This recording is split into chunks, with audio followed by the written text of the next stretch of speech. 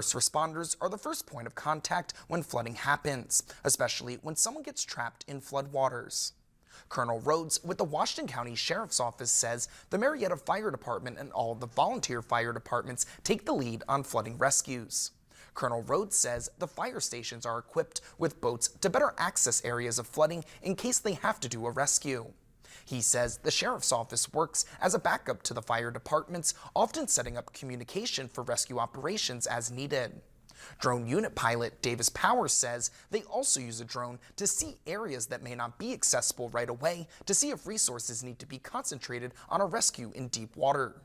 Rhodes says people should be wary about going out with area flooding as it can create a dangerous situation. A lot of times when incidents happen, people like to go out and see what's going on. But if they were to come upon a roadway that's covered, obviously don't go through the water. That just can create an incident, in a bad situation, not only for the first responders, but for the individuals themselves that are in the vehicle.